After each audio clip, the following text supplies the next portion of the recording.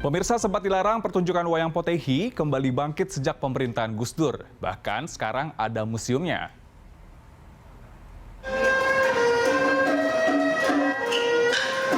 Tony Harsono sudah mencintai kesenian khususnya wayang potehi sejak kanak-kanak. Pria asal Jombang, Jawa Timur ini melestarikan kesenian wayang potehi yang diwariskan sang kakek yang berasal dari Tiongkok. Sempat dilarang saat Orde Baru, kini kesenian Tiongkok ini kembali menggeliat. Generasi ketiga pelestari wayang potehi, Tony Harsono, sering mementaskan wayang potehi bersama grup Fuhaan. Tak hanya di tanah air, grup rintisan kakeknya ini pentas hingga ke mancanegara, salah satunya Belanda. Selain melestarikan wayang potehi lewat pertunjukan, Tony Harsono juga membuat museum khusus wayang potehi. Tak jauh dari kelenteng Hong San Kiong, Gudo, Jombang, Jawa Timur. Untuk melengkapi koleksinya, Tony sampai berburu wayang potehi ke berbagai daerah hingga ke Tiongkok. Nah, pemirsa, untuk mengenal lebih jauh wayang potehi, kita akan berbincang langsung dengan pegiatnya Pak Tony Harsono. Halo, selamat pagi, Pak. Selamat pagi. Iya. Pak, boleh dicoba dimainkan untuk tunjukkan kepada kita seperti apa, Pak, wayang potehinya? Ya. Jauh.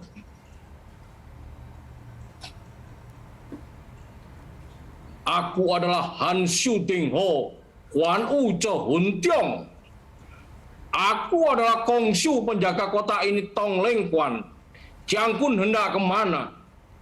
Aku hendak ke Hopa untuk menemui Tuahya Laopi. Hopa adalah daerah kekuasaan Perdana Menteri Coco. Jiang Kun harus membawa surat izin dari Perdana Menteri. Jadi kau melarangku melewati kota ini.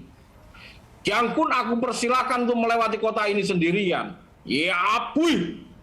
Siapapun yang menghalangi aku akan aku bunuh. Ciat.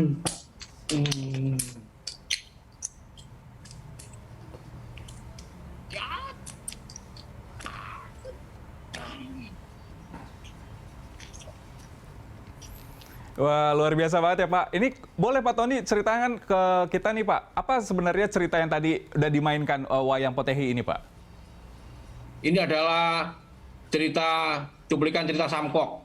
Cerita Kwan Kong Kue Ngokwan, Jam Liok Jong. Jadi Kwan Kong melewati 5 kota, membunuh 6 jenderal untuk mengawal kakak iparnya.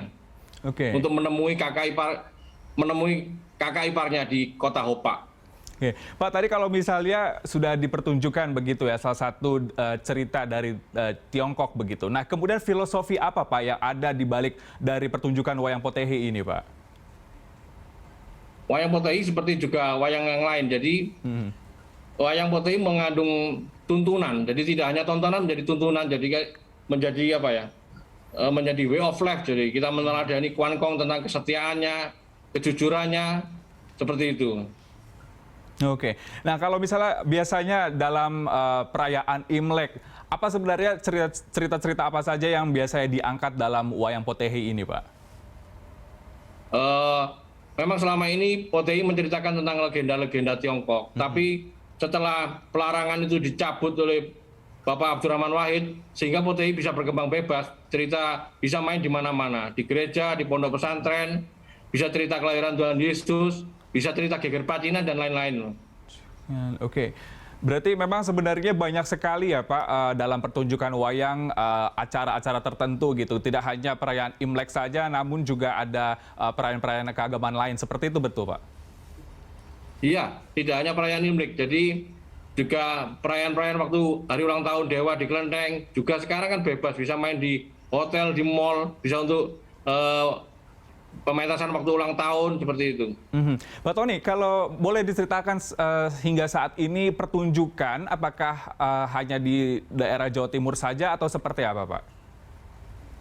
Potehi kita sudah main tidak hanya di Jawa Timur, seluruh Pulau Jawa, juga pernah main di luar pulau, di Makassar, di Sumatera, seperti itu. Bahkan kami bulan September yang lalu kami diundang di Tong Tong Festival di Den Haag. Menarik sekali ya, Pak. Kalau boleh diceritakan, Pak Tony ini sudah sejak kapan untuk mendalami dan juga mencintai nih dalam wayang potehi sendiri? Kalau mencintai Potehi sejak kecil, Mas. Tapi saya mulai berkecimpung lagi Potehi tahun 2001 sampai hari ini.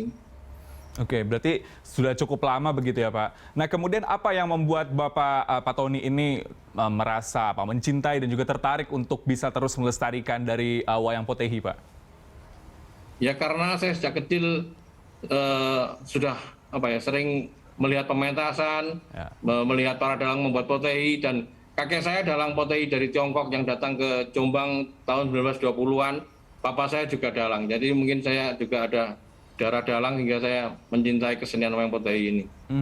Untuk saat ini di Museum Potehi Gudo ya Pak, tadi saya sempat lihat di belakang ini, boleh diceritakan Pak apa saja di dalam ini Pak? Di belakang saya ini ada boneka-boneka.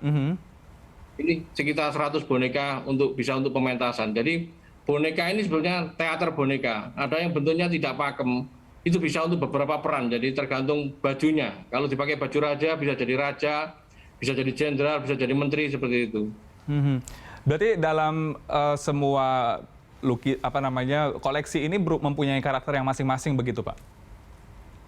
Iya Mas, ada yang pakem, ada yang tadi saya bilang ada yang multi peran. Misalnya wajahnya ganteng bisa untuk jenderal, ini bisa untuk raja, untuk macam-macam. Ada yang pakem misalnya Sun Gokong, Wan Kong seperti tadi wajahnya merah. Ada yang bisa untuk banyak peran. Ya, Pak Tony, kalau tadi ini kan kita sudah melihat ya ada koleksi-koleksi yang di belakang gitu mungkin tidak begitu banyak begitu terlihat jelas. Nah, apa Pak yang dasarnya Bapak membuat mencintai ataupun juga mendirikan dari Museum Potehi ini Pak? Awalnya ketika itu saya nggak berpikir untuk membuat museum. Ketika Mas Didi Nitowo datang ke tempat saya, dia mengusulkan untuk saya membuat tempat workshop untuk tempat display Potehi, dan berjalannya dengan waktu saya membeli tanah akhirnya untuk museum seperti ini. Ini kalau dilihat kan banyak tadi Pak karakter-karakter yang di belakang begitu ya yang sempat Bapak jelaskan. Ini koleksinya dapat dari mana aja Pak? Jadi saya waktu itu tergerak untuk membuat Potehi yang seperti yang asalnya, Mas. Jadi sesuai pakem seperti itu. Jadi saya mencari contoh. Waktu itu ke Semarang, ke Pak Tio, saya punya peninggalan dari kakek. Bahkan saya ke Tiongkok, ke luar negeri, ke Sultan, saya ke kelenteng-kelenteng untuk mencari bentuk tokoh-tokoh yang seperti di Potehi seperti itu. Sulit nggak Pak kalau untuk mendapatkan berbagai karakter wayang ini Pak? Waktu itu sangat kesulitan sekali, Mas. Jadi saya menemui beberapa orang yang membeli boneka itu dilihat aja tidak boleh. Ketika itu kan belum ada medsos ini, Mas. Jadi kami kesulitan. Bahkan saya pinjam satu boneka pun harus ke Semarang, kembali lagi saya kembalikan seperti itu. Oke, ini kalau perbandingannya dengan wayang yang biasa ataupun juga kayak seperti wayang kulit dan wayang-wayang selain sebagainya, kalau dari Potehi sendiri apa Pak yang membuat ini unik Pak? Potehi kan bentuknya 3 dimensi, Mas. Jadi juga alat musiknya beda sama sekali dengan wayang kulit, sangat berbeda. Kalau untuk treatment khususnya ada Pak, mungkin dalam saat pertunjukan apakah diiringi dengan musik atau misalnya instrumen-instrumen lainnya seperti apa Pak? Oh iya, Potehi dengan diiringi musik Mas. Jadi Potehi itu pemainnya minimal 5 orang, 2 yang menggerakkan boneka, 3 yang mainkan musik. Oke, berarti dalam satu pagelaran begitu ada berbagai instrumen juga untuk mengiringi dalam satu alur cerita asal Tiongkok begitu ya Pak? Iya Mas, betul. Ada musiknya mengiringi. Oke, untuk alat musiknya sendiri boleh dijelaskan Pak apa aja Pak kira-kira? Ada tambur, ada simbal, ada olhu, ada beberapa macam alat musik, ada yangjing, seperti itu Mas. Oke, Pak Tony, kalau bagaimana untuk bisa terus melestarikan budaya Potehi, Pak, terlebih di Indonesia, seperti apa? Tentunya kami tidak bisa sendirian, Mas. Perlu bantuan campur tangan. Jadi Potehi ini bisa lestari kalau dipentaskan terus, Mas. Kalau nggak dipentaskan, semua lama-lama punah. Karena pemainnya kan butuh pekerjaan, Mas, seperti itu. Oke, sejauh ini kalau di Indonesia sendiri Pak, tadi kan sudah Bapak mengatakan bahwa sudah hampir keliling di Pulau Jawa begitu ya untuk pertunjukannya. Penerimaan masyarakat sendiri untuk terhadap wayang Potehi ini bagaimana Pak? Ya banyak, kalau kita misalnya ke Jakarta, ke Bandung, banyak penonton-penontonnya yang melihat Potehi. Mungkin juga mereka bernostalgia ya, lama nggak lihat Potehi seperti itu. Dan kami dibantu mobil keliling Mas dari Marimas. Jadi kami ingin rencana keliling seluruh Indonesia. Nah, berarti penonton ini cukup antusias begitu Pak untuk bisa mengetahui dan juga melihat dari pertunjukan wayang Potehi ini Pak? Iya, malam ini Potehi main di Semawis, Semarang. Juga di Citraland Mall Jakarta. Penontonnya sangat banyak sekali Mas. Berarti khususnya memang kalau dalam perayaan Imlek begitu ya, dari Potehi ini banyak digelar begitu Pak? Iya, kalau menjelang Imlek dan Imlek ini memang banyak pementasan wayang Potehi. Jadi kita banyak job lah seperti itu Potehi. Kalau untuk Imlek tahun ini seperti apa Pak? Iya, seperti hari ini juga kami main di Semawis, Semarang, di Jakarta. Nanti tanggal 30 kami main di Pekan Budaya Tionghoa, Jogja. Jadi banyak sekali Mas pergelaran Potehi. Berarti semakin kesini, semakin tahun itu makin banyak orang yang tertarik begitu ya Pak, kurang lebih untuk bisa menyaksikan wayang Potehi ini Pak? Ya, harapan saya juga demikian, banyak yang mau mementaskan Mas. Kalau Bapak sendiri ini udah jadi dalang atau seperti apa Pak? Kan tadi Bapak bilang kalau udah keturunan dalang begitu ya. Nah, bagaimana Pak? Saya sebetulnya bukan dalang. Oh. Bahkan papa saya melarang saya untuk main Potehi, Mas. Oh, kenapa itu Pak kalau boleh tahu Pak? Ya karena kehidupan para pemain kan sangat susah sekali, Mas. Jadi pengalaman papa saya itu sangat hidupnya susah. Jadi anak-anaknya nggak boleh main Potehi. Tapi kalau orang lain diajari dalang sama papa saya seperti itu. Jadi filosofinya seperti ini Mas. Papa saya bilang kalau main Potehi seperti boneka. Ketika pentas perutnya terisi dan gagah seperti ini. Tapi kalau udah nggak pentas, perutnya kempes dan nasibnya disampirkan seperti ini. Jadi ini nasibnya pemain Potehi sampai hari ini seperti ini Mas. Ya menarik sekali ya Pak, tapi memang harapannya dalam pertunjukan Potehi ini bisa terus dikembangkan ya Pak, agar semakin eksis di Indonesia. Nah Pak, kalau misalnya harapan nih Pak di tahun ini, di perayaan Imlek, seperti apa Pak? Boleh disampaikan kepada kami Pak? Ya, sekarang kan sudah normal kembali Mas, nggak ada PPKM, jadi harapan kami Potehi banyak dipentaskan kembali sehingga teman-teman pemain seni ini bisa hidup untuk mencukupi keluarganya. Oke, kalau terakhir Pak, untuk harapan kedepannya bagaimana terkait dengan pelestarian wayang Potehi di Indonesia, bagaimana Pak? Ya harapan kami pemerintah campur tangan Mas.